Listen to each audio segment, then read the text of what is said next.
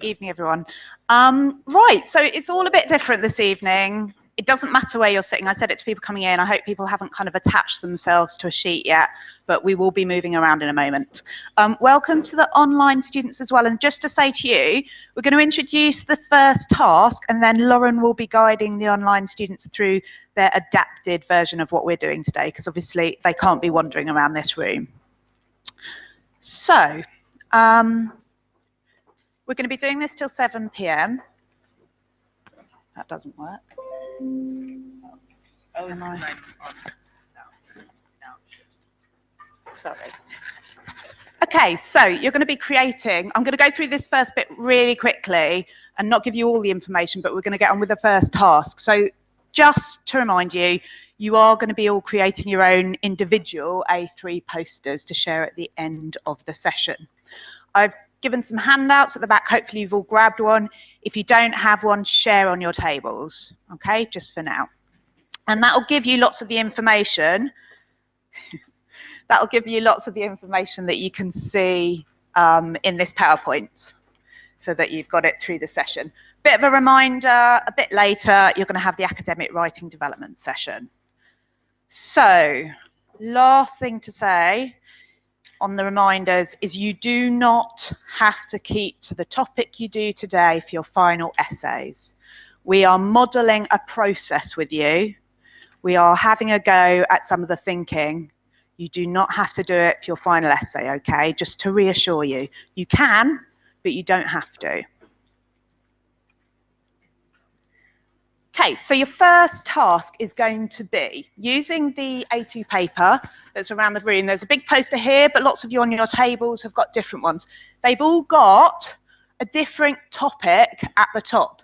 You have chosen these topics and voted for them.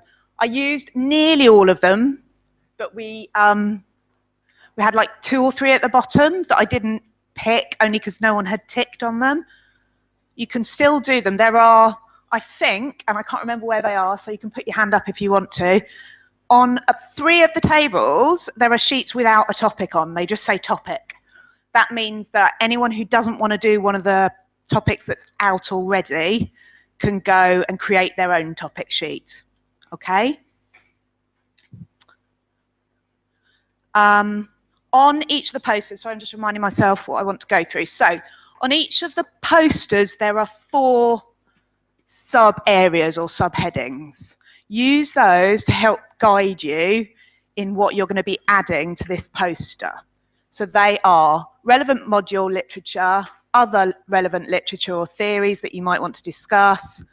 When you're writing anything there, do begin to think about why it's relevant literature. You could be adding extended notes on that. It doesn't just need to be the reading. You might want to talk about what links you're making. Key diverse arguments, connections to other issues, and educational context, which we've talked lots about, but I've put a few trigger questions on there, like where, when, and a little bit of extra information. So use those to help you. Your job now, we could spend an entire day on this, so this is going to be really fast, okay? But you're going to move around the room and add to each of the topic sheets. Don't just do the one you're interested in. The idea is that you are pooling, bringing together lots of information from lots of different people, okay? Because you've all, I think we've got a slide that says this. I can find it. I don't know what I don't know. So you will know certain things about your area, but if someone else has added to it, it might begin to extend your thinking, okay? So try and wander around, go to different sheets, add what you can. Now I don't know how to go back. You've got this one on your sheet, gives you some suggestion of content you might want to explore. So you might, for example, ask a question. So there might be something you don't know about the topic and you want to pose a question, or begin to think about what question might be useful exploring as part of that topic. I think that's it. So, yeah, more is better than less. So it's fine to put things and sort of add lots of information, and you can always strip back for your own work. I've done, yeah. Yeah, thank you. So, sorry, I'm just reading and talking at the same time. Let's leave that up for you. And then you've all got on tables, pens, post-its, and use the post-it. So you're going to write something on a post-it and add the post-it to the sheets. Okay? If you really need to, you can write something directly on the sheet, but it'd be better really to add things using post-its if there are enough around. Okay? Does anyone want to ask any questions before we get going? Okay, let's give it a go. Yeah. Yeah. Yeah. Yeah, clear as possible then in your writing, so that other people can use the information you're putting up as well. Enjoy, start having a look around at the different topics and adding what you can. You can use information from Moodle, the internet, search things and start to add, okay?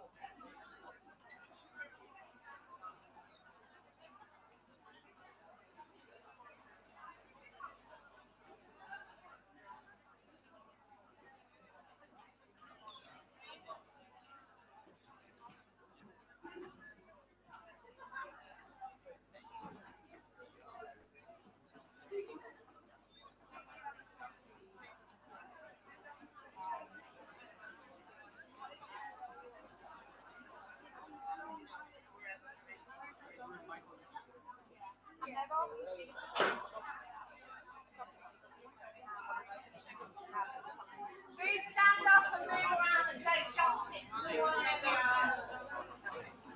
You can start. Just walk around there.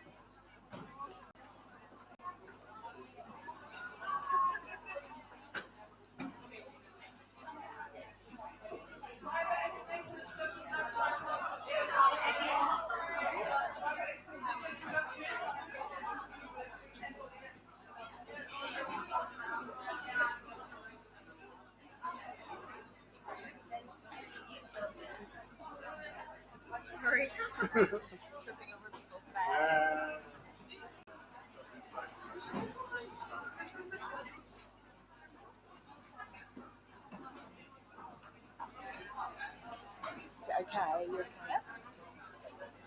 Love it. How cool.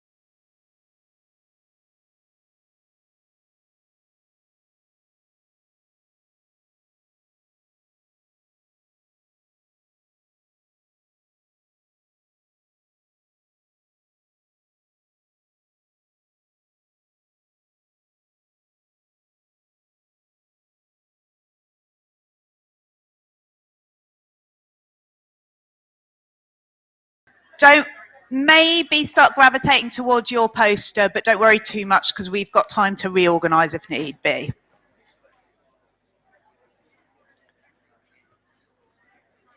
Okay.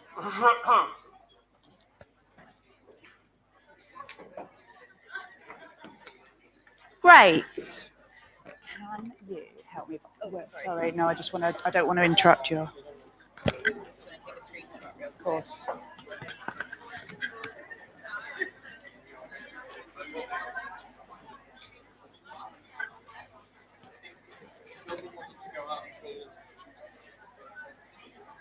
Okay. Go down, go down, go down, go down, go down. Here. Okay, thank you so much for participating in that. Hopefully, and from wandering around, I know some of them are looking quite rich, some are a little bit sparser. Try not to let that influence you.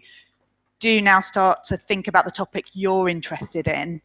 Hopefully, we've got some really useful resources there. Your next job is going to be moving on to create your own A3 poster. And I think one of the key flags for you all is to say, somebody made a really good comment to me during that, and I nearly stopped you to say, just take note. They said, this is quite a wide topic area. Yeah, some of them are really wide.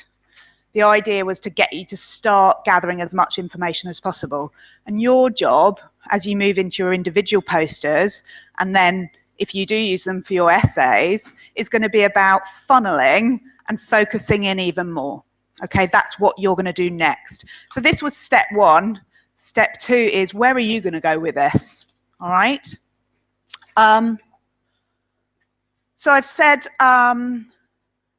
why an individual version? I just wanted to flag to you that it will hopefully be useful to you moving forward. But what we will try and do, and I was just saying to somebody else, and this is hopefully going to be useful for online students as well, is we will try to photograph them as well and share them on Moodle. I am not sure how legible, how readable they're going to be in photograph form. So do make sure you take some photos too, so that you've got a record. But we are going to try and take photos and put them up so that they're all there, okay? So we don't have loads of time for this. You've got 45 minutes, so I'm going to talk as fast as possible. Oops, sorry. Just a quick reminder of the sort of focus points for you. I suppose we've talked a lot about identifying a relevant context, but to remind you now, as you do funnel, you might want to think about something that's relevant to you and where you're coming from in terms of this topic. Any others I just want to flag to you quickly now? Yeah, I think that thread of argument's really important, and I think I put it on your handout, but try and start thinking about what an argument may be with this topic, and a useful thing might be to ask a question, like, what are we trying to find out about this? So as you begin to think about that topic a little bit more, that might be helpful. Sorry, it's me, I do it every time. I'm not going to go into detail with this because I showed it last week. I kind of kept it in there so that when I put this on Moodle, you've got access to this afterwards. But just to remind you, if you weren't here last week, we're doing a poster because they're widely used in academic conferences, and thought it might be nice to sort of process thinking in this way. Think about who it's for. Really, this is for you, and you might share it with your tutor when you're talking about your essay title. So use it as support for you, or just think about the way that you're thinking, the way you're breaking down the ideas using those subheadings. So if you end up doing a different topic, you might still use these subheadings and use this process. Okay, so really the logistics now is sit closest to your chosen topic, because hopefully other people then who are doing the same topic can discuss with you ideas. You can sort of think about the issues that are coming up, ask each other questions, share information. So try and sit close to your chosen topic sheet. That would be useful in terms of tutors coming around as well, and they can be talking to groups. If you're not, do make sure you've got a photo, but get a photo anyway if possible on your phone or your iPad. One thing I thought of, if it goes horribly wrong and you want to start again, we've got a fair amount of spares here. Just come up and take one. But please don't take more than one so that everybody can get. If you haven't got one, please wave.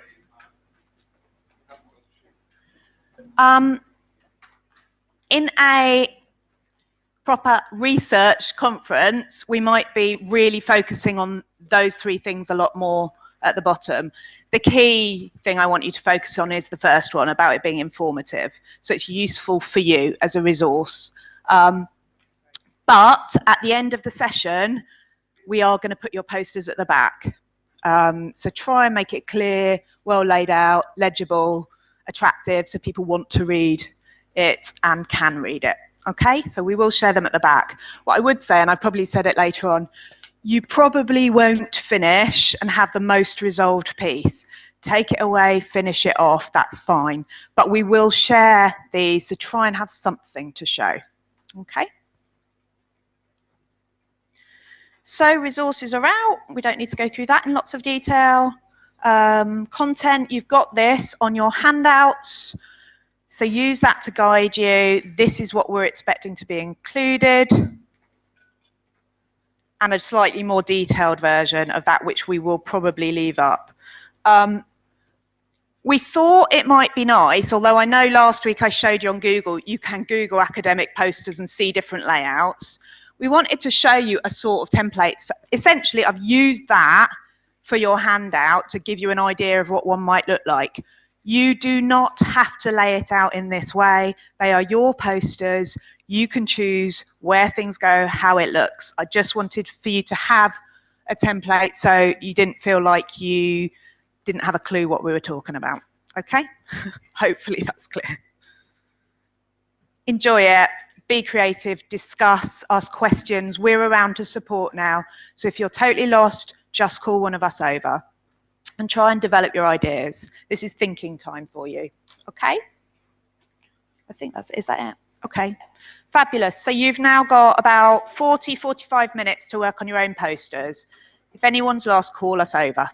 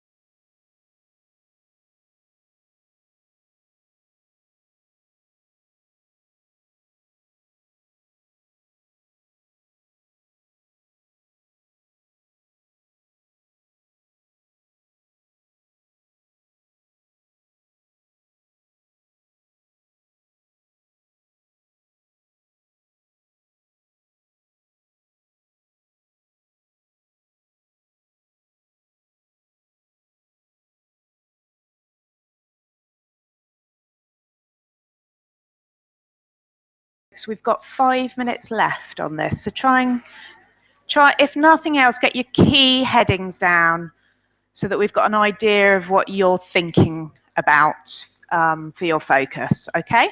And then we're going to bring some blue tack around.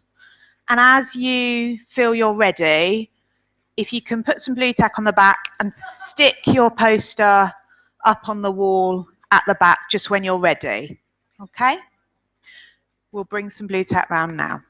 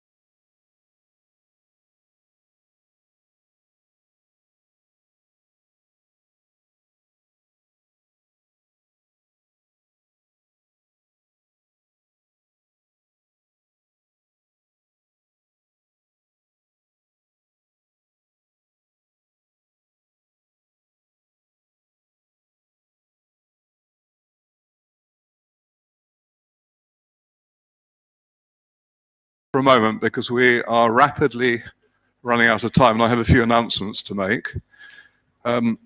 Don't worry that your poster is by no means finished. Most of you have done quite a lot of it, and that's great. If you haven't done so much, don't worry. But we would like you, when I finished, to post it on the back wall, or if you like, to use one of the display boards. So it just gives people a chance to see what other people have done, and that might stimulate ideas. Could I ask you, before you have your break, and when you've done as much as you have time for, to put the coloured pens back into their sleeve so that next term we'll have some pens. That would be very helpful. The other thing is, just to remind you, we will collect the central posters and put those on Moodle. Now, I have something else to say to you. And that is that we are quite likely to be on strike next week for next week's session and for the following session. Now, It could be that the strike is called off. It could be that the employers negotiate or the union negotiates. But if they don't, then there will be a strike. And that means that the lecture, the live lecture, won't happen either this coming Tuesday or the following Tuesday. Now, what we will do instead is on Moodle, not immediately, but by the weekend, you will find study packs. So there will be a study pack for next week and a study pack for the week after.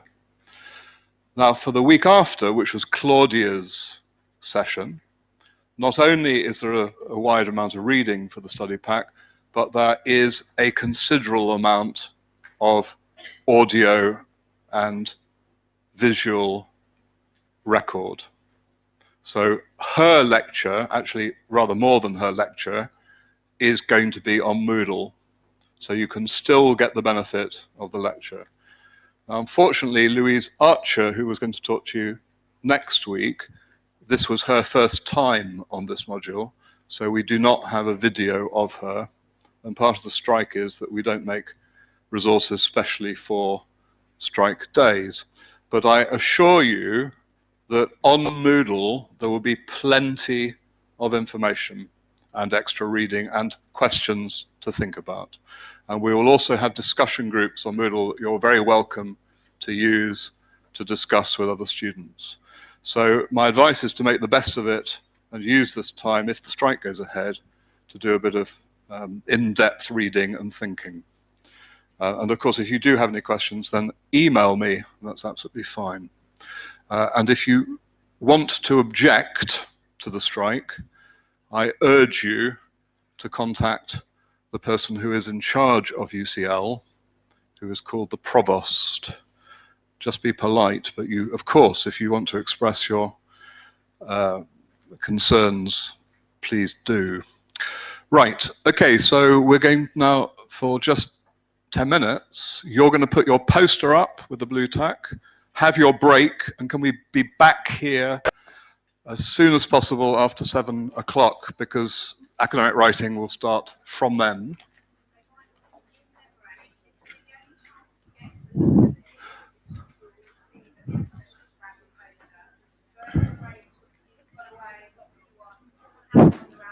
Exactly. So use this break to have a look at what other people have done.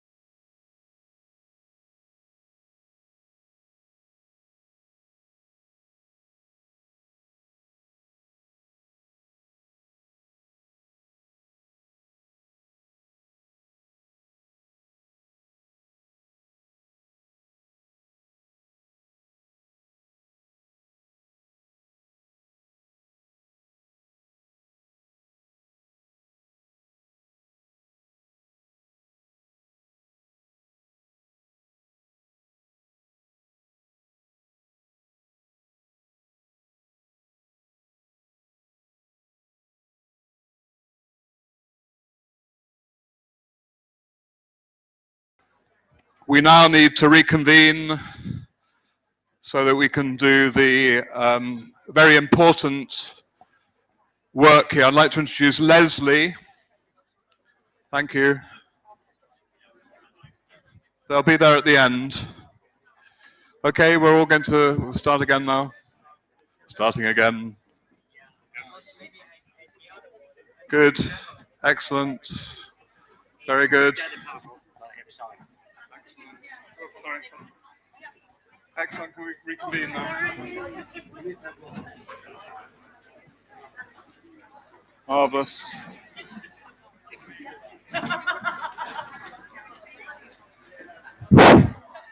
Okay, that's it. We're having a new lecture. Excellent. They'll be there at the end. They'll be there at the end. Jolly good. Excellent. There they go, proverbial. Right, okay, that's it. Speaks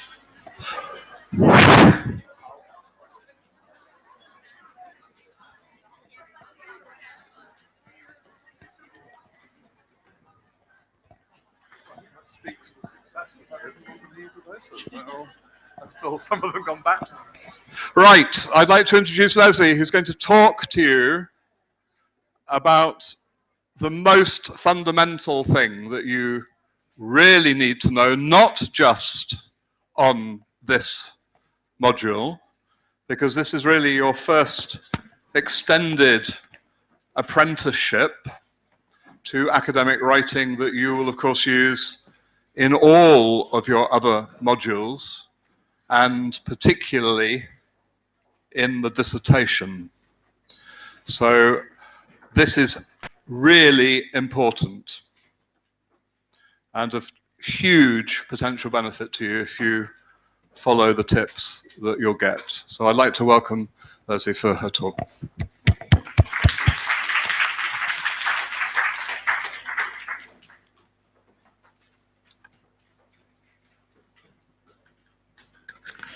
Good evening, everybody. My name is Leslie Price. Some of you may know me from the PASH pre-sessional course as the program leader. So give a wave if you remember me from the summer. Yes, nice to see you again. I'm very impressed with the posters at the back of the room. Did you enjoy doing the exercise? Yes. Now you did a little bit of practice with that on PASH, I know, so that's why they're looking very, very good. Today's session, we're going to be working with the reflection, the initial reflection that you've done, and we're going to be looking at some skills in terms of summarizing and also putting sources together. And sometimes that can be very, very tricky to incorporate ideas from different aspects of readings. We're going to give some practical strategies for how you can approach reading. And some of this may not be new for some of you. You may have come across this before. We're going to be looking at some argumentation and having an opportunity for discussion as well, as much as possible. Okay.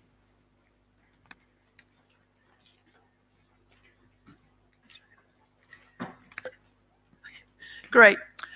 Can I just ask you to compare with a partner? How have you been taking notes from the readings on this course? All right, so you've had a lot of readings, I know, for this particular module, and you chose a specific text for your reflection, yes? Yep. So when you chose that text, why did you select it? Why was it interesting or important for you? What were the decisions involved with choosing that particular text? So just a couple of minutes. Why did you choose a particular text and what were the reasons for it? Just discussing together, please.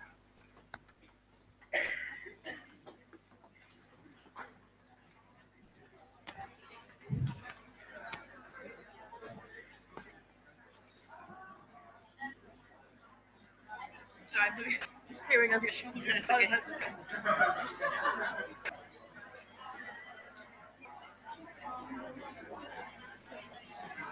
Like when you ask for questions, I might just raise my hand and say there's one on here. Oh, yes, thank you.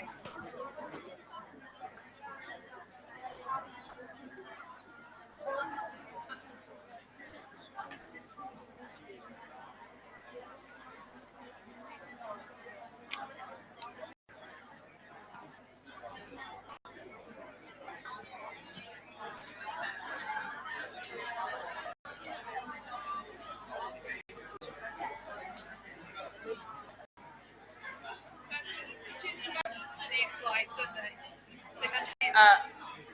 If they sign on to collaborate, yeah.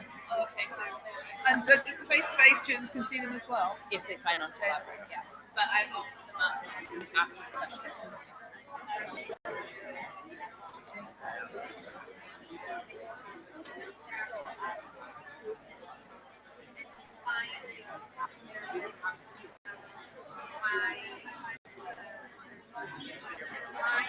Okay, if we come back into full group, would anybody like to share which text they chose and why? Anybody, just pop your hand up. Oh, fantastic. Hello. So in all honesty, I think I went for the one that I found easiest to connect to, which would obviously be subjective, and the one that I felt I listened to the most in the lecture and took the most notes on, and therefore had a sort of wider base to work from. And what was the easiest? Why was it easy? For me, so it'd be different for everyone. It was the Australian guy, gentleman, professor, Professor Mills, if you will, who spoke about alternative provision schools, and I found his point of view really engaging, and he was quite listenable. So Great. went for that one. Okay, hands up, everybody who also went for that particular reading. Have an idea around the room? And for those who put their hands up, was it the same, that you found it very accessible? Was that the reason? Yep, you're getting some nods here. Okay, thank you. Other texts that were chosen, would anybody like to say why they chose a particular text and which one it was? Yep, thank you. Tonight. There you go. Thank you very much. So which text and why? It was on Vygotsky, Scientific versus Everyday Facts, because the ideas that were being expressed echoed some reading that I'd done in my first degree 30 odd years ago on Derrida deconstructing Rousseau's speech versus writing. And I thought to myself, this is the same polarity that has been repeated, therefore it'll be interesting to have a look at. So you're fairly comfortable with the content area. It's something that you kind of come across before. Yeah, absolutely. Right. Okay, thank you. Anybody else who chose the Vygotsky reading? Anybody maybe from a psychology background? Wow, you're the only person who chose Vygotsky. Okay. Let me go online to see if anybody, if they kind of had any suggestions there.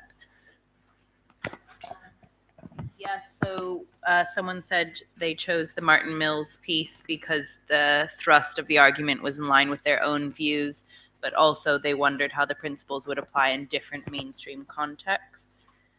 Yeah, and yeah. And anybody, again, similar to the colleague online about Martin Mills, chose that particular text to look at and to summarize? A couple of people at the back over there. Okay, when we're looking at readings and we're trying to understand the content, it can sometimes be we find it a little bit difficult to understand everything. If you've got the slide, any of you on Collaborate, you can see the slides is already loaded up now.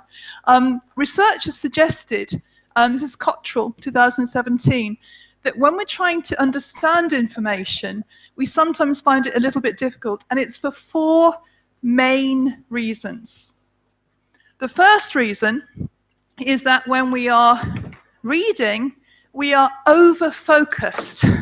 We are looking at it, but we're going incredibly slowly, trying to understand absolutely everything. If this sounds familiar to you, just put your hand up. Is this something that you go very slowly with everything? What's the key information? And you're going very, very slowly. Yeah. Okay, so we've got some kind of colleagues here. The second reason is the opposite. We're going through so quickly with the information, we can't quite understand what's going on. That's called insufficient focus. Does that apply to anybody in the room? Going through quite quickly? Yes? Yes, a couple of people here. Okay. Now, the third reason that sometimes readings can be difficult is that you're reading at a good pace, but you might have gone over something that's quite important and the exact wording is missed. It might be there's a definition, but you've kind of skipped over it so quickly you haven't got that main idea. And so at the end, it's kind of like, so what? What did that reading mean? Anybody had that happen to them? You've gone through it, not too fast, not too slow, but at the end of it, what was the point of that text? That's the point 3. And the fourth one is the implications. You've read it. I don't understand what it's trying to do. It's not clear. Anybody had that? You've spent hours going through it, hours trying to understand it, and you just don't understand what it's saying at all. Anybody find that a problem? Yeah. I think we've all had these sorts of challenges because academic writing and articles can be quite challenging. Well, if you've had any of those issues happen to you in your reading, have you had any sort of particular strategies that you've used to try and get over that? What practical things have you done trying to improve? Just talk with the person next to you. If you've had any of those challenges when approaching a reading, what have you done to try and counteract it?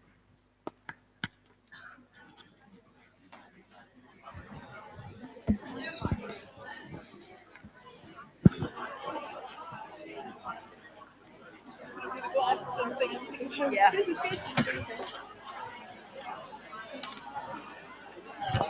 Fantastic.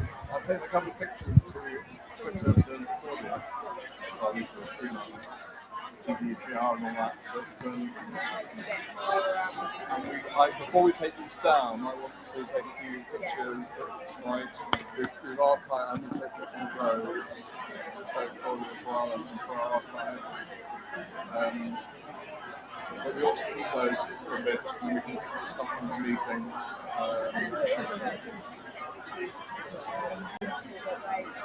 Definitely. And also, because otherwise they will tend to shift back and relax. But that was good. So yeah, no, I think I've got a couple of things. And one is I would encourage them. Perhaps we might even, now we got to the exemplars, we might even, some people are thinking quite spatially, other people are still writing little essays,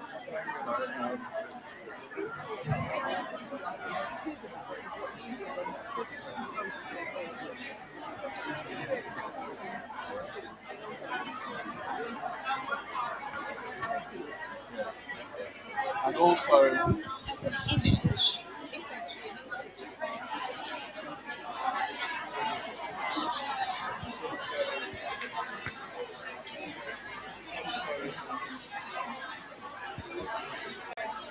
It's like makes it weird.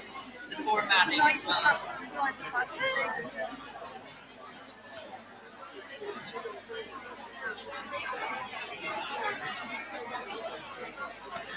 Okay, coming back into full group again. There were some nice suggestions online. A couple of colleagues said, when I find it very, very difficult, some of the terminology, I make a glossary and make a list of the words that are very, very useful. How many of you make a sort of a list of vocabulary or new terms, like a glossary? Yep. Yep, that can be very, very helpful. Another person said they read aloud. You laugh, but reading aloud can be very, very helpful. Why? Why do we think reading aloud is useful?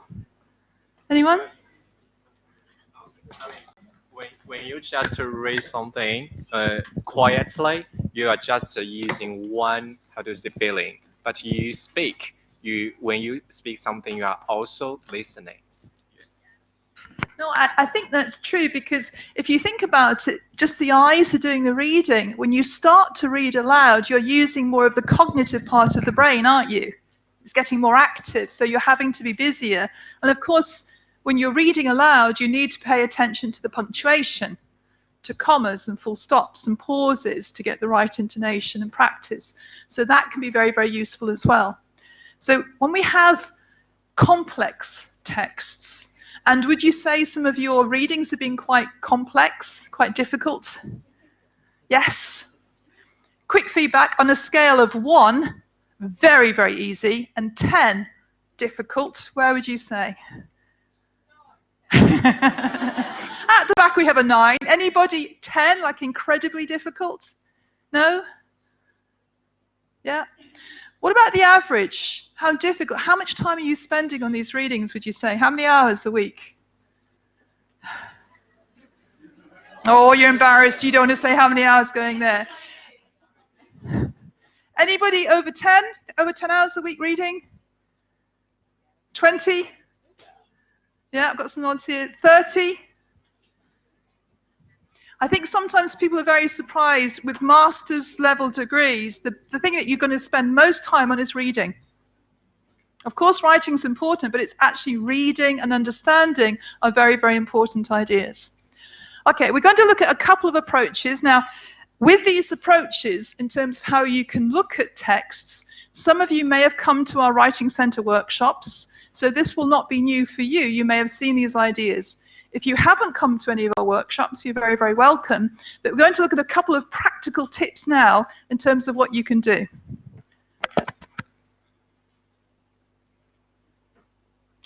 First up, critical reading strategies. This is probably like common sense rather than anything special, is first of all, you preview something. Yeah? You don't go straight in. You have a quick look through the text, and you're skimming the abstract. You are looking for keywords. Look at the headings, the subheadings to help you. So don't go in, just try to be a little bit systematic, a little bit organized with it. Then contextualize. When you look at a reading, do you know where it is from? It's historical context. Maybe it's a really important text for something. Maybe it's important culturally. So try to set it in some sort of context. Now, very, very importantly, before you do any sort of detailed reading, question. Why should you question it? Why not go straight in reading? Why put some questions there? What is the purpose of those questions? Anyone? Why might it be a good idea to give yourself some questions before you start reading something? Yeah? To work out whether it's relevant in terms of context and when it was written and who by and all of that. Yeah. No, that's really good, because if it's not going to help you, skip it. Why waste number of hours going through? If the abstract is not relevant, you're not interested in the methodology or the particular context, then you need to move on possibly. Okay? So it's very important to set some questions first. Yeah. Then reflect. Before you go further, you've previewed it, you've contextualized and questioned it. Then do you agree with some of the things it might be coming up with? Reflect in terms of how it's important to your beliefs or attitudes or values. After that, you may want to outline and summarize it. And we are going to practice doing a little bit of summary work today. Then evaluation and critically compare. Again, just 1 minute in the tables.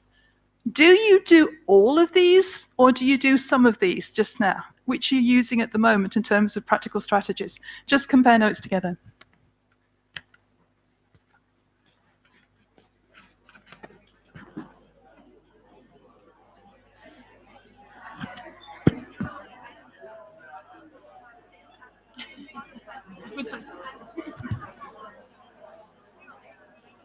One thing that you might want to mention is we do post these questions before with the reading, and so one of the online students said sometimes I like to print out the questions and have it alongside while I'm reading the thing, so it might.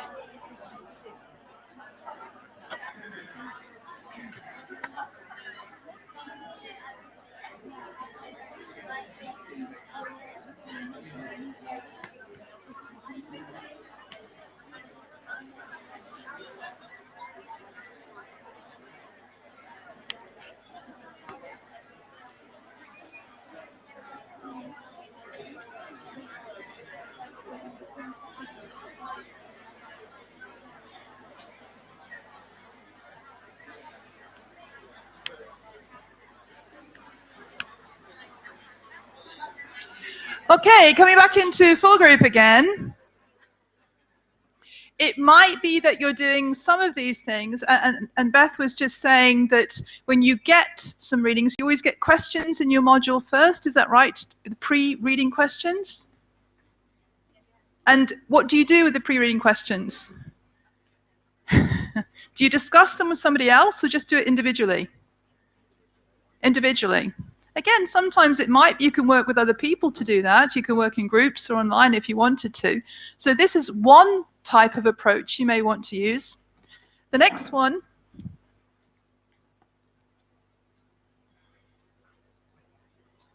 is called SQ3R. Sounds a bit more mathematical, doesn't it? SQ3R. Any of you come across that one before? SQ3R? Not you come to one of the reading workshops of the Writing Centre, but SQ3R is basically surveying. You're looking again, you're trying to get an overview at the very, very beginning.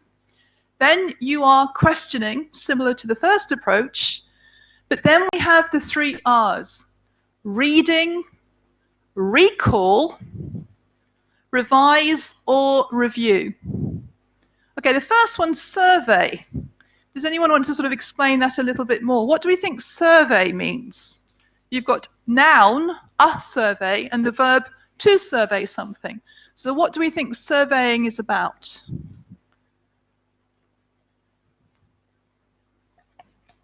What is it trying to do? You're trying to survey something. Trying to get an idea. Yes, good, an idea. The overview, anything else?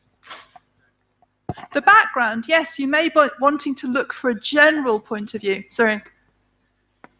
Sorry, we're just looking at the introduction and the conclusion. Yeah, So you may want to map out. beginning and end, yes. Yeah. Yeah, no, that's very helpful to look at the abstract, maybe the introduction or conclusion.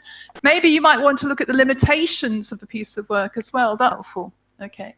So you've got to survey, question, to read as in to think about these things and to recall it.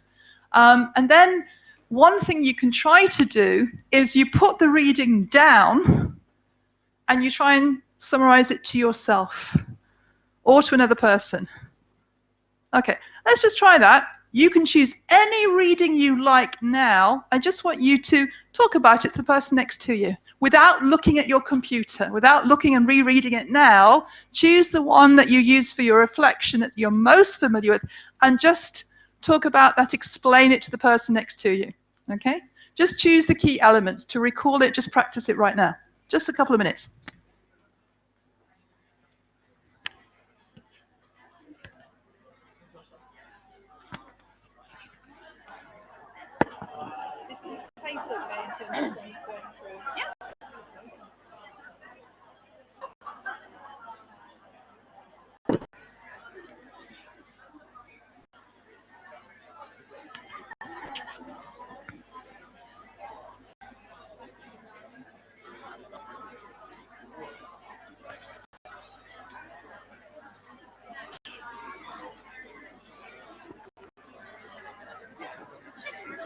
Do you remember one that you chose for the reading to just explain it to somebody else? Do you know which one?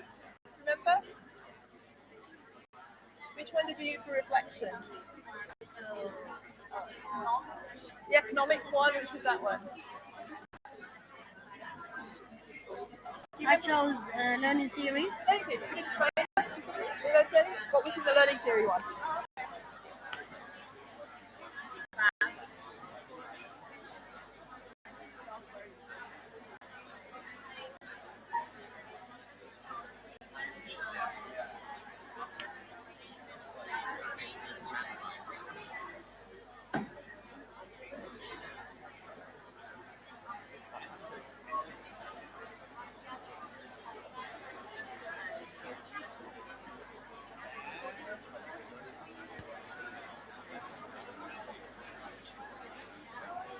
Okay. Now, when you're using this strategy and you're trying to recall, because all of you are in the same discipline, correct? And all of you know this topic pretty well, yes? This exercise works better for someone outside of your discipline. It might be sort of your flatmate, it might be somebody else, because once you start explaining to them, they haven't got any background at all. And as soon as they start looking puzzled, you'll realize, what do you have to do? What's gone wrong? Explain more, okay? And very often, it may be something that you assume they understand. We're very good in assuming in education and social science, oh yes, everyone knows that definition, everyone knows the terminology. But very, very quickly, you start to realize, well, no, many people outside of that discipline don't know these ideas. And one of your jobs when you're writing a reflection, a summary, your assignments, is that you have to make things clear for a more general audience. And that can be sometimes quite challenging. Okay, we're going on to the third approach. Okay, this is called IPSO. Easier to remember compared to the other two. And this one, very, very simply, you've got 4 sections. What is the issue at the very, very beginning? What is the position or stance of the writer? What are they trying to do? Are they trying to persuade you of something? Explain something? What are they trying to do? The third is their support or evidence. And this is really important because you've heard of being critical and criticality. Yes, it's your job to be critical. And criticality goes all the way through the criteria, the assignment criteria at master's level.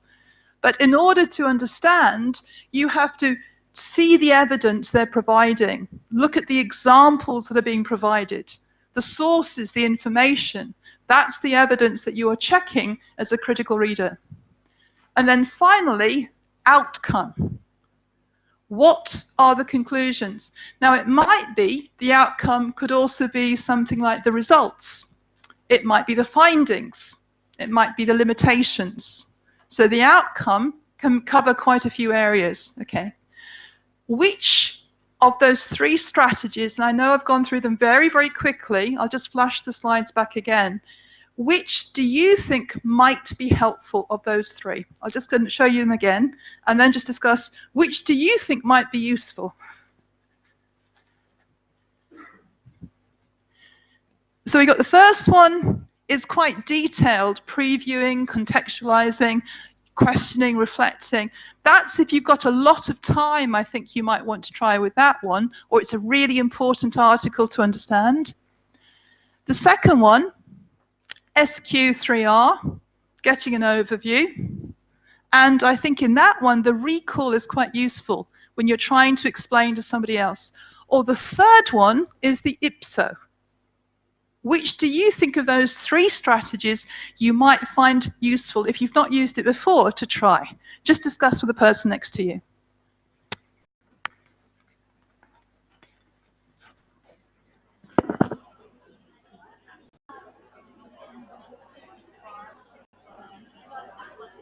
IPSO's clearest, but that tends to be the most popular one because I think it's going to be quite straightforward to have a look at.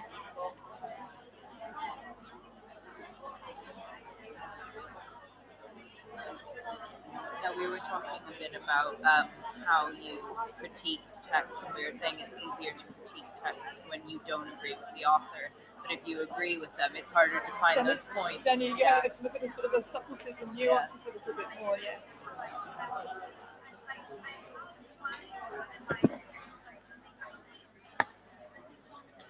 This is a good question. She says, I think at times I wondered how much explanation I needed to write before critiquing. I think it's the most difficult thing because you don't know your audience. Yes, at one audience, the tutor is the audience at one level, but in that sort of what's general, what's discipline-specific knowledge, that's really the sort of the crux of it. And at the beginning, you either go all one way or all the other way, and there's not a halfway house on that. Yes.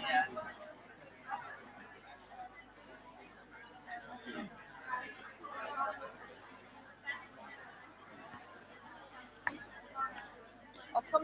In fact, I'm going to come over to the online. If you could, that bit is really good. Okay.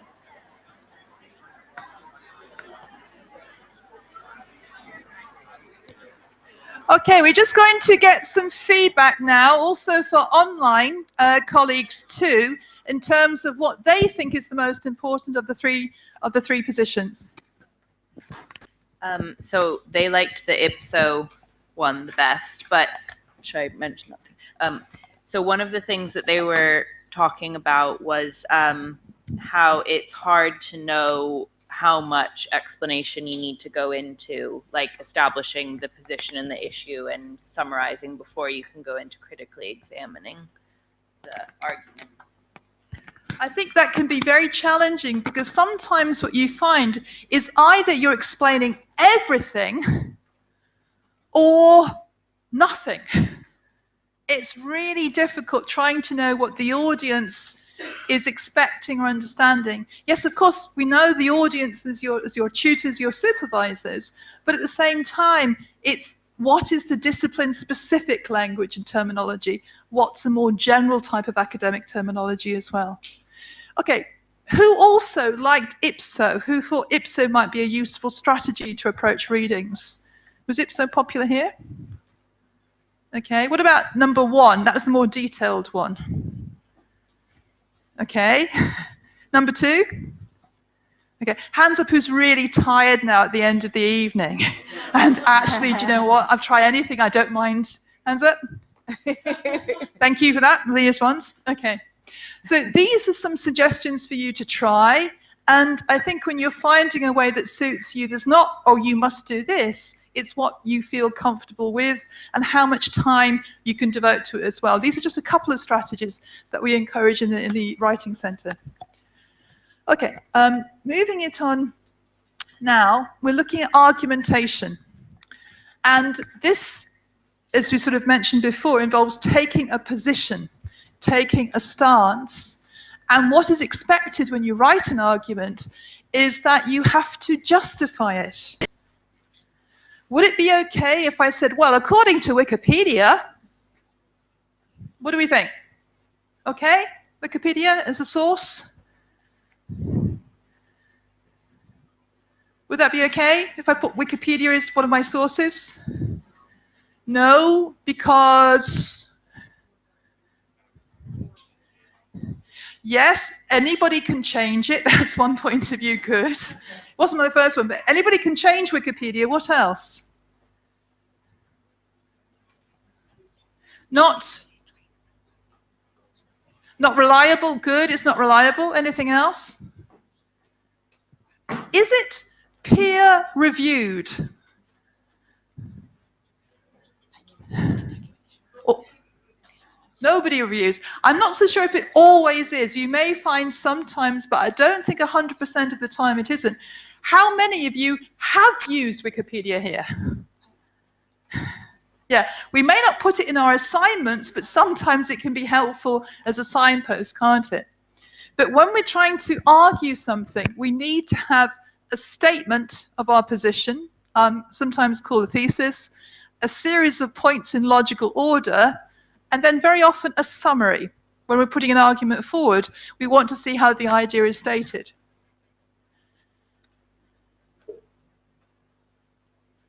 And what we are looking for, and I know that you're starting to see this, is do we think something is black and white, very clear cut?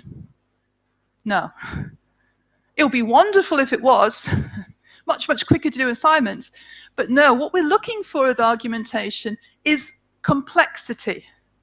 It's never one thing or another thing. You're looking at nuances, shading and nuances of meaning. And that means when you're giving an opinion, you may agree to a great extent, to a lesser extent, but you are not there saying, oh, 100% yes, that's right. Why?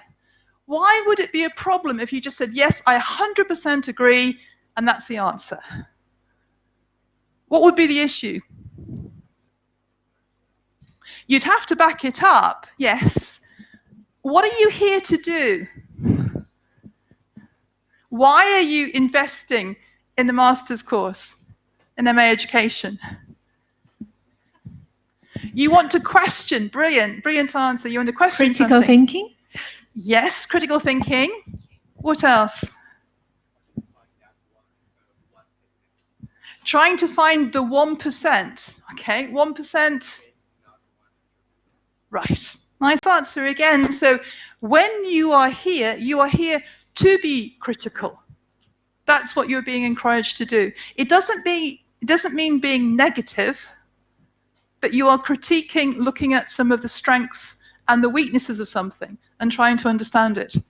And very importantly, you are not overgeneralizing, not making sweeping statements. It needs to have explanation, arguments need to be supported, but not just general opinion or ideas. Okay, I think you know this. Does everybody recognize powerful knowledge? Yes, you've come across the expression powerful knowledge? Yeah, okay. I've highlighted in red some points. Why have those been emphasized from that particular text? What's important about them?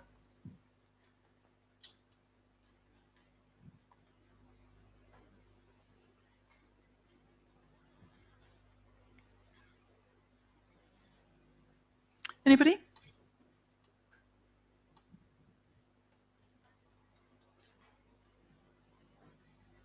What words have I chosen to focus on?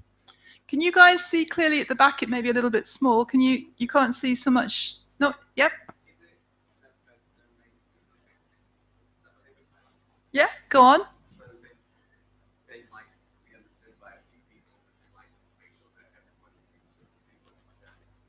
I think that's there. I think what it is those are really highlighting what we call the signposting language. These are really important points. So powerful knowledge, as expressed by Jung, has two key characteristics. Not one, not three, but two. And if you're reading this and say, hey, what's the most important thing? You need to pull out these key ideas. So there are two key characteristics. And then again, what's the next highlighted phrase? The two key characteristics are, it is highlighted in red again. It is specialized. You've got the boundaries, but you've got specialized. And then how it is produced and transmitted. And what's really nice with this text is telling you what it is, and it's also telling you what it isn't. In your reflections, did you clarify what something was and something wasn't? Sometimes having those boundary areas can be very, very useful to understand what's in and what's out, because you're limiting it for the reader. You're making it a lot easier to understand when you have that. So when you come up with a definition or explanation, having the signposting, having the key ideas can be really, really useful. Okay. All right. Just 1 minute from your memory. Did you define or clarify the key ideas in your reflection? Just discuss with the person next to you. How did you define or clarify it? Or if you didn't, what would you have liked to have clarified? What do you think was important?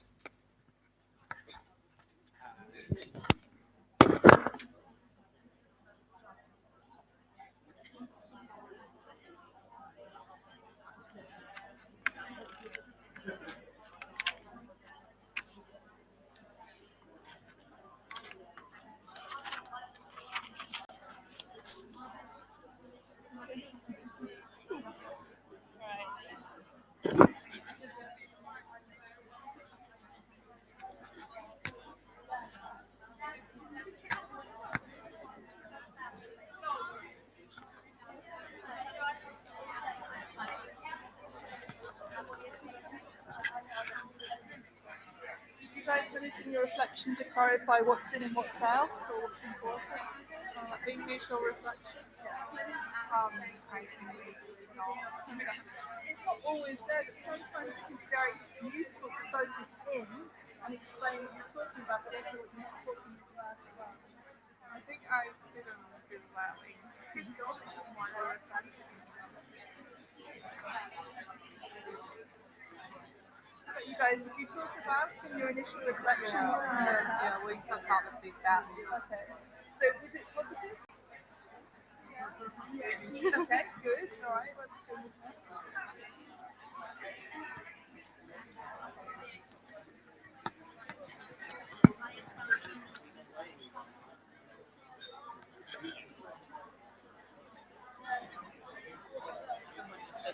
quite interesting on here. So they're talking about how they didn't necessarily define the terms because they assumed the tutor would know what they meant. But I think she said it's more about demonstrating that I understand it than.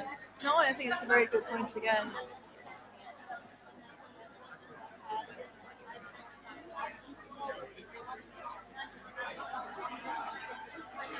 Okay, coming back into full group again. And I appreciate you all got your feedback today. Yes, is that right? Yeah. Did anybody get any feedback about definitions and clarification in terms of what's in and what's out that they'd like to share or feel comfortable to share? Yeah. I think Beth was just saying there was somebody online who mentioned this point. Oh, right. They said that because of the word count, they didn't really define some of the key terms, assuming that the tutor would know what they were, but then realized that actually it's more about demonstrating that you know what they mean than defining it for the reader. So that might be something to keep in mind. I saw a lot of nods there. Did you find that it was easy to clarify or explain what was in and what was out? Yeah, it might be. I know that you have more words next time, so you can do it for a longer piece. It may be challenging when you've got a limited number of words, but it's always very important to demonstrate that understanding of the different concepts.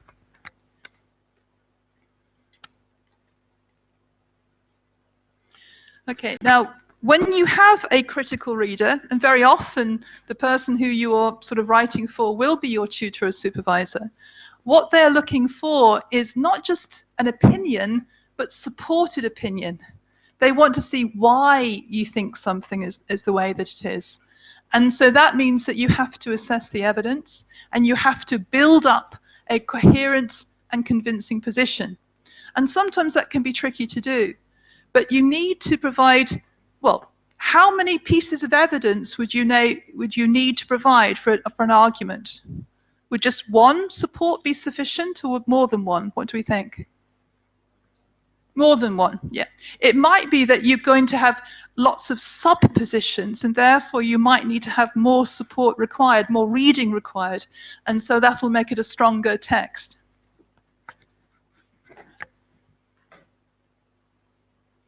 Another text for you here. Do you recognize this one? Rees and White. Did anybody use this one, the Rees and White, for the reflection? Nope. So the title is Current Attempts to Formulate Aims for School Science Education. And first off, we have a quote, there are multiplicity of aims for school science education, Rees 2007, though these are often implicit. A frequent aim of many science courses has been for them to provide a preparatory education for the small proportion of individuals who will become future scientists in the commonly understood sense as employed professionals. Why is that in brackets, that phrase there? In the commonly understood sense as employed professionals. Yep. Yes, go on. Sorry, thank you very much. Okay. Would you mind saying it again? Thank you. Is it to explain what the writer meant by scientists within the context of that paper? Yes, so you've got a clarification about scientists and future scientists, but you've also got something of a subtlety going on. There's a linkage between scientist and a type of professional.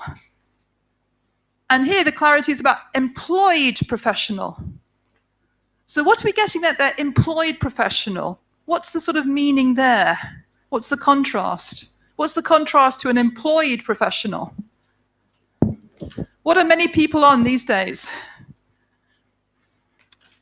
Deliveroo drivers. Do they have a regular contract? What do we call the expression there if they don't have a sort of fixed position? Anybody know that? Okay, freelance sounds nicer than 0 hours. I think it's probably 0 hours rather than freelance, but yes. So here, in this text, we're not just looking about science and science education. We're looking at professionalism. who's employed, who's not, who's got some sort of status and not. So that's why that's being clarified. And then this aim has been widely critiqued on democratic grounds. So we've got to quote there Miller and Osborne. This next sentence, what do we think? After all, what of the great majority of school students who will not become such scientists? Is that an easy sentence to understand? Look at it again. After all, what of the great majority of school students who will not become such scientists? I found that really, really confusing. I think we can make that a better sentence, don't you? Don't put it in the negative, put it in the positive. How would you express that more clearly?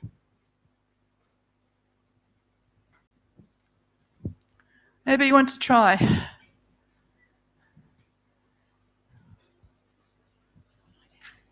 Any hands up there? What about the many students who will not become scientists? What about the many students who will not become scientists is easier to understand. Even simpler, the likelihood is most people won't become scientists. So why was that more complicated than it needed to be? What was the writer doing?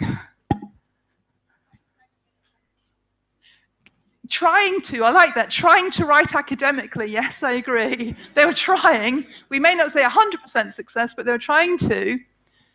They were trying to use like a rhetorical effect, weren't they? Trying to get the sort of your opinion. So after all, what of the great will not become, but to me it was a little bit clunky. You may not need to have to use it to make your writing effective. Just make it more simpler. You know, it's easier to understand. Now, we're going to look at summarizing, okay? And again, apologies if you've seen this before. Look at the left, look at the right, and what do you think? Is this a good example of a student's summary?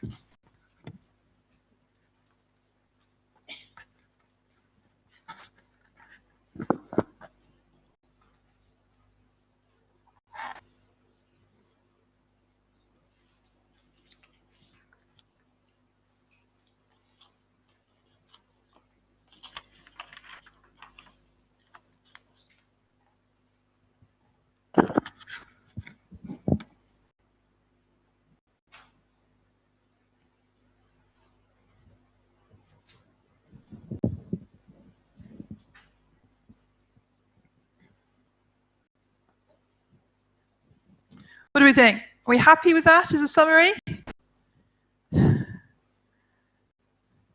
Too many words at the back, it's a bit wordy. If you look at the length, a summary is supposed to be shorter. It's not too much sort of shorter than the original. Anything else, there's a problem there. Well, if I go to the next one,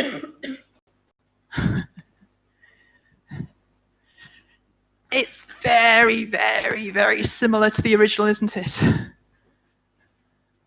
If you put this through Turnitin, what would you get? You would not be getting a happy smiley face at all with that one. You'd be getting high up red, red, red flag. Not quite 100%, but look how close it is to the original. Why? Why do you think the student did that? Good. Maybe they didn't understand it, or lazy. Yep. Save time is another one. I'm not sure if they were successful in doing that. Anything else? Yeah. Anybody in that table? Or? No, they have the same one. Okay. Okay. All right. So if you did that with your summary, what do you think the feedback would be? Please, could you describe in your own words? That's a very polite response from a tutor. You might get a shorter comment. Do it again, or, you know, question mark, question mark, question mark. Yeah? You need to be able to paraphrase, to put it into your own words. And paraphrase does not mean change every fourth word. Your tutors are smart. They can spot that immediately if you try to do something like that. Okay, well, how about this one? Is this any better? It's shorter. Is that a better summary?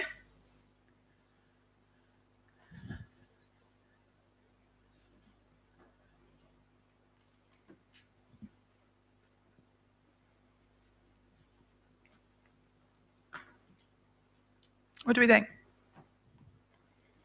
It's hard to see it, isn't it? Online has pointed out that there's no reference. Thank you. Did everyone catch that? Say again, sorry. There's no reference to Peter's 2006. Oops. If you take something, it's clearly not yours, and you do not reference it, that is plagiarism, yeah? Okay, so that's a bit of a problem with summary 2. Anything else?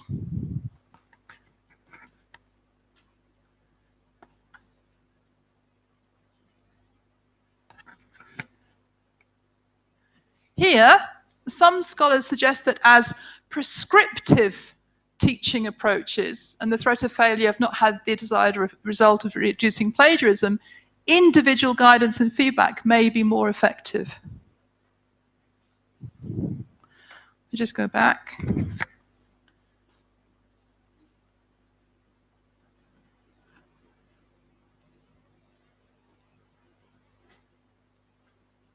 So when we're trying to provide a paraphrase, you need to be able to understand the original, but you also need to say where it has come from. It is not okay just to suddenly quote it and explain it without doing that. Okay, right, moving it on a little bit, we're going to do a little bit of a practice now. And when you try to improve texts, one of the things that is very, very useful to practice is being concise. Not using lots and lots of words, but trying to find the correct vocabulary and being selective.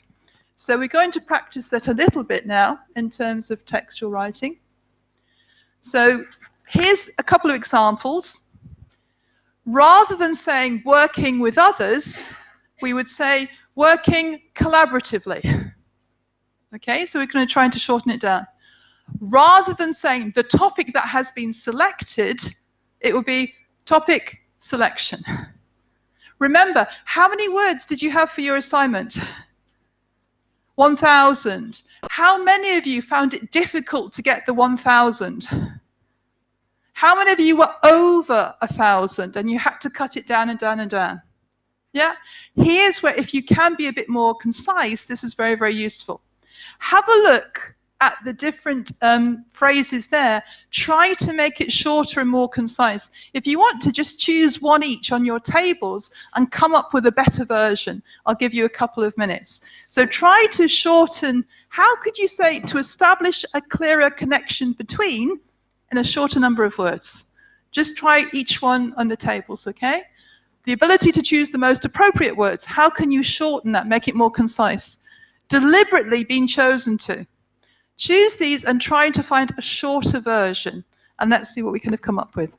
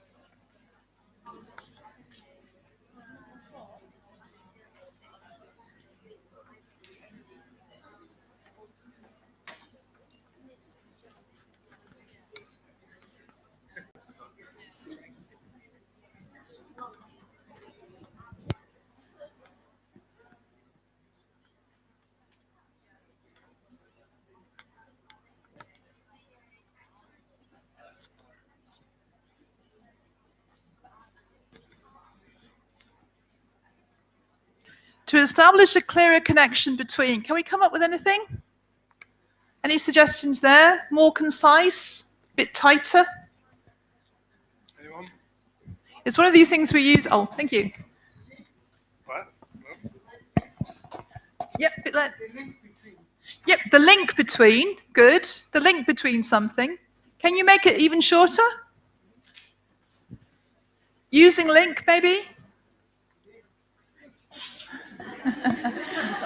Just link. Yes, you could just use the one word. You don't need more than that. If you had to, make explicit links. Make closer links too. Or just link by itself would be helpful to do that. What about the second one? The ability to choose the most appropriate words. What can we do with that? The ability to choose the most appropriate words.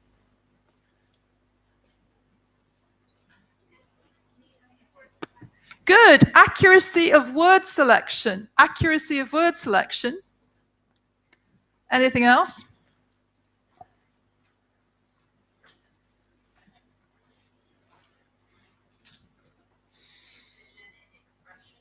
Thank you very much. Precision in expression. Precision in expression. Another one, succinct vocabulary selection. Apposite vocabulary selection. Again, try to widen some of the vocabulary that you may want to use. We'll get the word count down. What are number 3? Deliberately being chosen to. Deliberately being chosen to. Yeah. Good. Selected. Another one, highlighted, if you want to use that one in terms of emphasis. Okay. What about Smith and Jones 2018? Very important study of. How can we abbreviate very important study? Good. Major study, or begins with S? Seminal. If you've not come across that before, a seminal work is a key work in the field, a seminal work. Very important is okay, but if you can use some of the specifics, that would be very helpful. Great. What about number 5, the situation of where something is? One word. Yes, good. Context. Context. The situation of where something is, the context of it. Good. Did you guys have another word at the back? Was it context? Yes, okay. Now, if you have your reflection, can you find now just a couple of places where you could be more concise? Have a look at your reflection if you've got it. Can you shorten it a little bit? Squeeze that word count a bit more? Just compare with the person next to you. Can you cut those words down, be a little bit more concise? Have a quick go at doing that, okay? Being concise.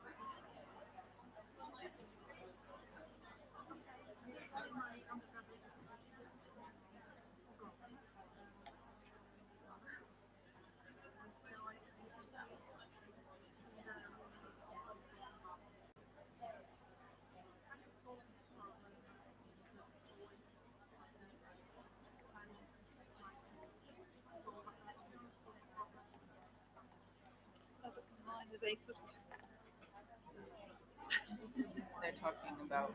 Is it too easy? very different style of writing. One thing they talked about is taking out hedging sort of thing. Oh, they take it out? It's interesting. Or, but, well, it could be, it might be, but I said you have to be a bit careful about that because it can't be too definite all the time. But yeah. So, yeah, they're really going to get into.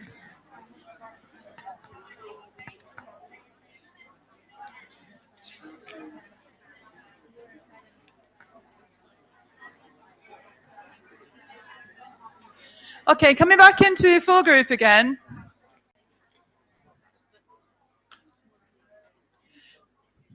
Again, these are sort of really basic exercises to have a look at in various aspects of summarizing, of expressing ideas. There was an interesting discussion online that one of the students was saying, oh, if I'm over words, I cut out all of the modals, I cut out all of the caution. So rather than might be, could be, much, much stronger. What do we think about that? Is it a good idea to cut out modality? Is that a safe strategy? Might, would, get rid of it, just be very, very strong? You might need to be careful with that a little bit. Sorry, at the back. Shout out, okay.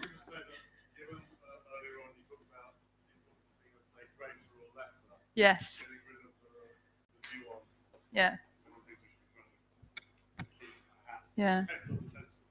I think it's good. I think depending on what argument you're putting forward and how careful or cautious you want to be, modality, something might be the case. It has been thought that you may want to keep that in, even if you're struggling for words sometimes. That may be an important part of the argumentation. Okay. Again, when we're trying to look at text, we're trying to be as useful as possible with the reflections. Another thing to have a look at is nominalization. Have you come across this before? Okay, the example's there. Okay, so here it's building, this is going the other way from being concise before, we want to be tighter and clearer. So language, the language of scientific communication, the international language of scientific communication, English as the international language of scientific communication, the emergence of English as the international language of scientific communication. Here, you're starting to really describe something. It may be one of your key ideas or your key contexts. And here is when you are giving definitions and explanations, this may be useful in providing clarity.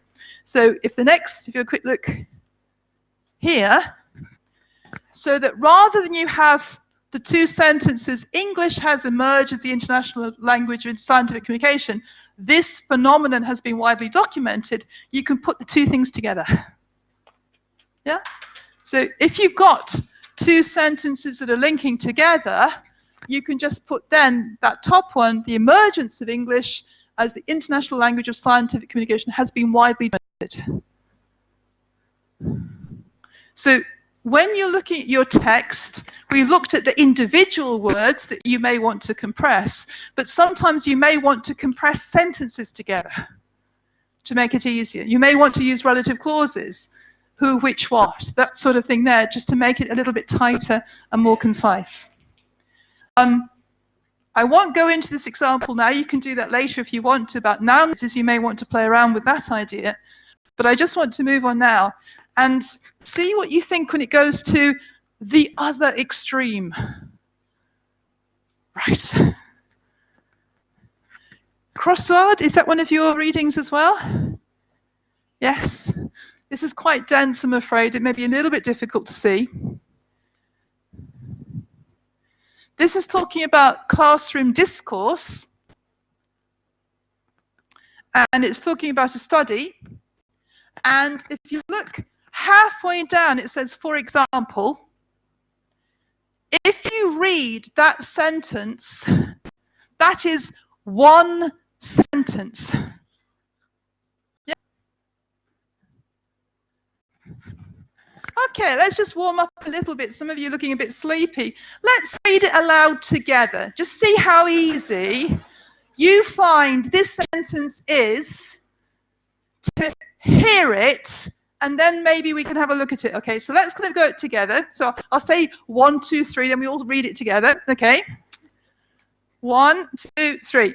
For example, in discussing the differences in pupils' group facilitation language, the WB class teachers immediately highlighted the importance of the pupils' family backgrounds, while the WB head teacher drew attention to the school context as an expanding working class community where the masculine environment was strong, although not always positive, and women, including adults in those professional positions, could be seen as underdogs. You did breathe, didn't you? Now, here, what is the main idea in that sentence? Which bit do you remember from those 4 or 5 lines? Underdogs, okay. This table said underdogs. What about the rest of you? Got underdogs? Yep. Importance of family background. I think that was probably the main idea, but they remembered underdogs. Anybody else? Not always positive, thank you. Anything else? Masculine environment, yep, great. Anybody else? What's the problem with that? Too many ideas, thank you. Too long, thank you. Anything else? Too strange, okay, all right. Okay, too strange, all right. There's lots of things kind of going on there. Too many quotes, too much internal referencing. Can you understand it? Would you have to read it and reread it again and again to actually get all of this meaning? Yes. Is that how you should be writing? Please say no. Okay. I think sometimes there's a confusion. Oh, academic writing has to be this really long, complicated sentences, and that's what you're aiming for. I would strongly disagree. You want to be clear, you want to be concise, but that is trying so hard and doing so much. I'm not sure if the reader is even getting that. Yeah? So when you're trying to be specific and clear, be careful.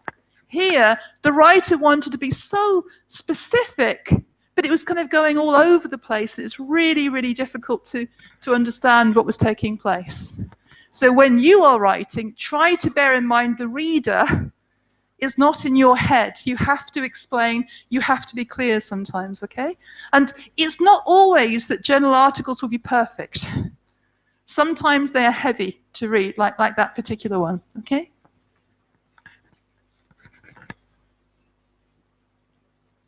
Okay, now we're going back to the reflection that you guys did, and you got the feedback today, is that right? And were you happy with the feedback? I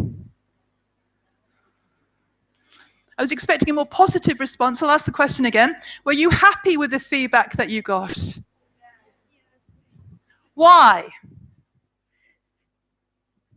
Because it might be, if it's the first time you've got some feedback, your expectations might have been a little bit different from what was going to come. So we're looking at addressing the task, okay? And from what I understand of the rubric you guys had, you had 200 words at the beginning, why the theme was so important for you. Is that right? Did all of you explain why it was so important? Did you give a rationale why you chose the text? Was that clear? Pretty much? Okay, good. Then you had to identify 1 or 2 of the most important arguments in your reflection. Did you choose 1 or 2 important arguments? Yes, okay, all right. And I think you had about, what, 400 words to do that? Yep, okay. And then the final section, I'm sorry, it's a bit difficult on the road, apologies. Here, in your sort of conclusion, you were critically reflecting on the different ways of understanding the theme, yeah? Okay. So what I want you to do now is, which bit of your reflection, and you've had some feedback too, did you think, this is good, I did a really good job here? And which bit do you think, maybe next time I need to do a little bit more work on? Just think about the structure now.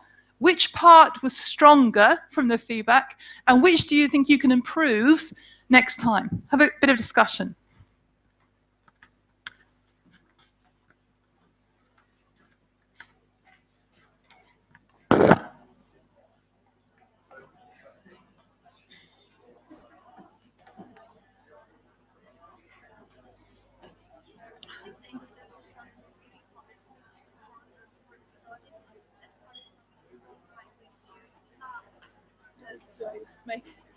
Do you want me to touch on that or not?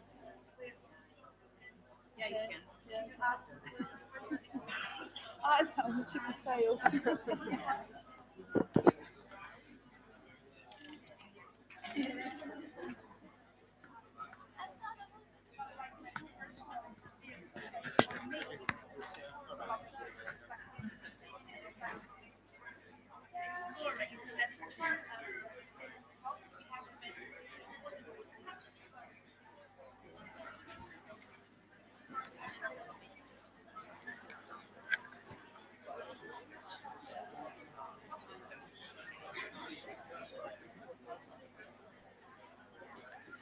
Okay, coming back into full group again.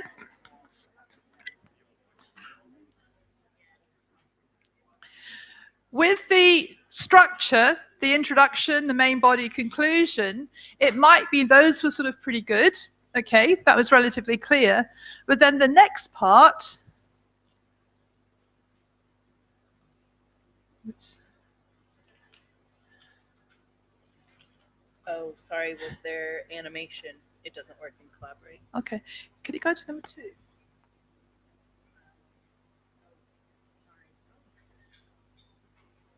Yes, okay, we got part 2 back, great, okay. So here, the first was the introduction, the main body, the conclusion. The next part of addressing the task, if we think at the first, was the quality of understanding of the main argument. When you were putting the reflection together, it may be that you understood some of the argument, but maybe some of the nuances or details weren't outlined. Possibly part 2, here's where you were summarizing and developing ideas for argument. So it might have been in that section you got more critical feedback. Or the third section, and again, apologies, the red is not so clear here, it's the extent to which, did you indicate there were contrasting views or contrasting arguments? Does everybody agree? Or is there some form of dispute? Remember, we talked about argument and counter-argument sometimes. That's not always going to be one opinion, and to what extent is something that you may be expected to look at. It may be that some of the feedback had coherence and clarity. That would be the signposting words we had a little bit of a look earlier. Coherence would be how things are linking together. And we saw things like being concise, and normalization might help there. It might be that you had referencing consistency. Just let me check for you guys, what is your referencing system? Have you been given a specific system, or can you just choose the one and you just follow it? So is it Harvard for everybody? Is it APA, but you must be using whichever system consistently? Yeah, okay. So it may be, depending on your first degree, that you're more familiar with the APA system, and then you want to continue it. As long as you're being consistent, that's fine. Sorry, question?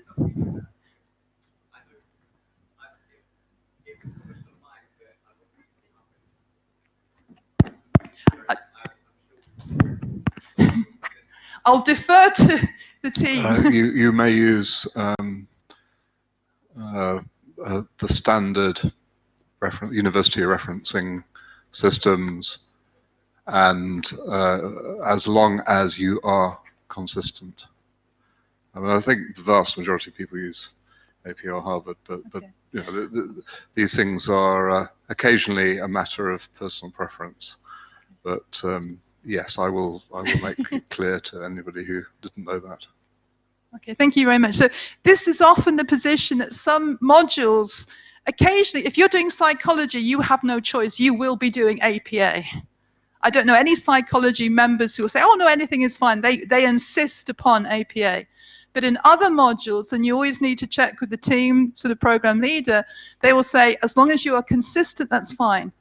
The thing to be careful about with referencing is if you are cutting and pasting, you may be bringing in sort of Vancouver, Chicago, another system, and you've not inputted it correctly. And then that will be flagged up as being inconsistent. Okay. Have you started to use EndNote, Mendeley, Zotero? Zotero, hands up doing Zotero. Anybody got no idea I'm speaking a foreign language here? Okay. These are software systems to help you reference. EndNote is one of the ones used at UCL. Zotero and Mendeley are free. And if you start to use it, it will help you speed up with your referencing because it's a system that once you've inputted it, it automatically does it for you. All right? So it's a way of speeding up. The library is very, very good with that. Okay, now, just going on to this last slide. Oh, maybe it's one more after this, but looking at the feedback, if you feel able to, and some of you think, no, I don't want to talk about feedback, leave me alone, I just want to do it myself, I understand. If you feel able to discuss the feedback you've had, then where was it? Where was it in these suggestions that you may want to work on for next time?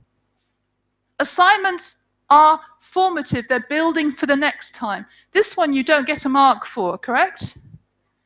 So none of you should be worried about this, correct? Good, okay. So see it as a learning experience. So which aspects here do you think you might need to work on next and why? Was it on the summarizing? Was it on the referencing? Was it the argumentation? Was it the evidence? Try to pick out where was the feedback suggesting you might need to work more strategically next time. Just discuss on the table if you're able to share comments, okay?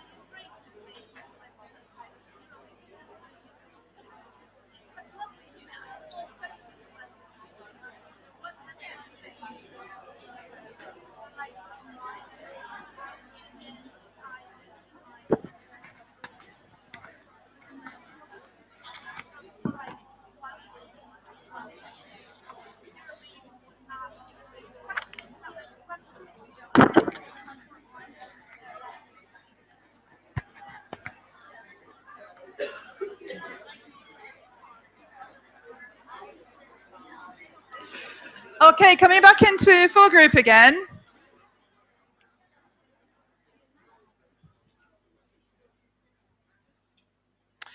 Quick question. How many of you were expecting exactly the feedback that you got? That you had anticipated, this is what I'm going to get. Okay, one person in the room, a couple. Anybody a little bit surprised by the feedback? And surprised in a happy way? Or surprised in a not so happy way? I think sometimes it can be a little bit tricky, the first piece of work that you do, because what are the expectations? What are you looking to see? Yeah? And I think it can also be, my guess would be, that for many of you, you guys are used to getting A or A star or wonderful, and oh my goodness, I haven't got A star. And again, the message is see the feedback that you are getting as being part of a new community, a new discipline, and you're learning the ropes of this new discipline. And it may be there's some particular rules about referencing.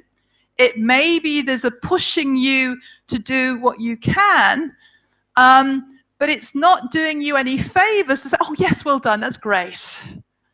Will that help you at all?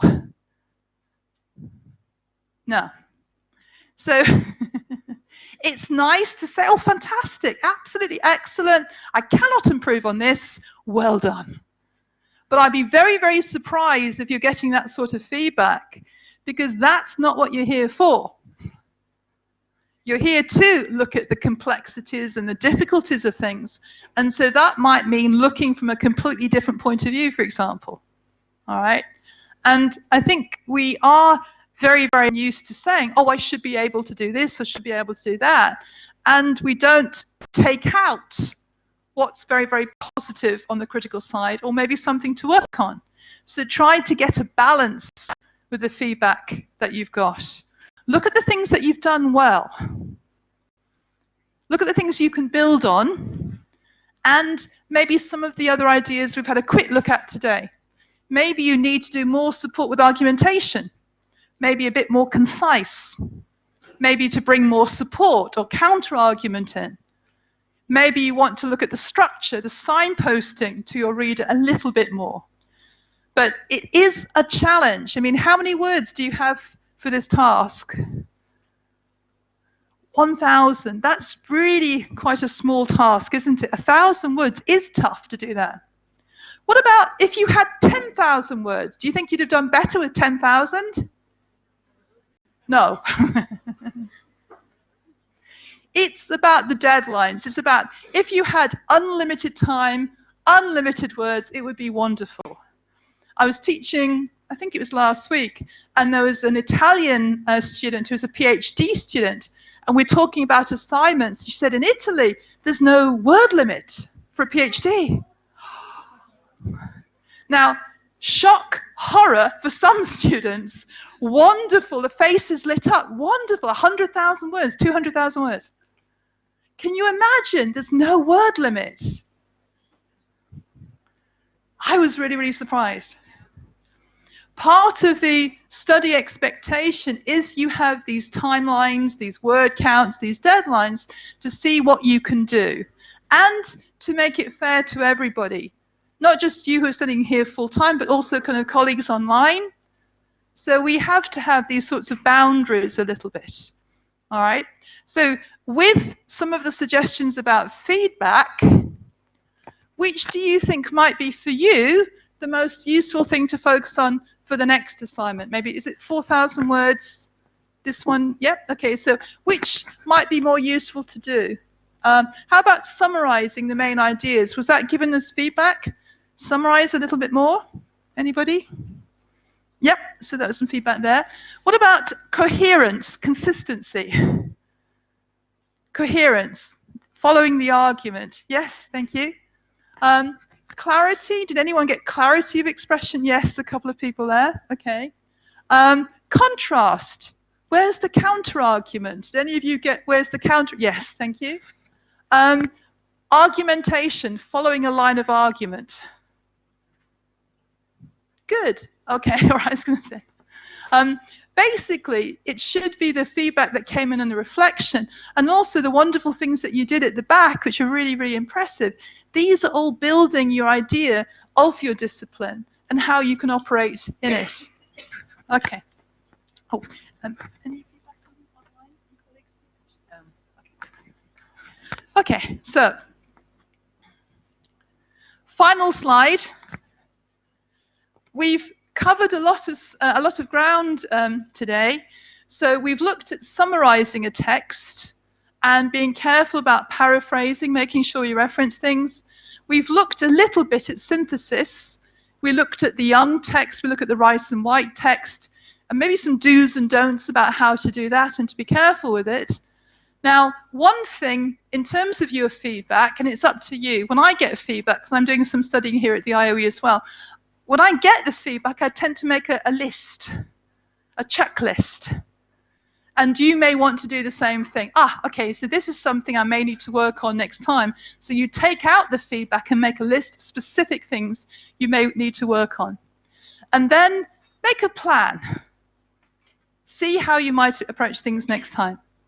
Okay, well, thank you very much indeed. Good luck with your reflection. Thank you.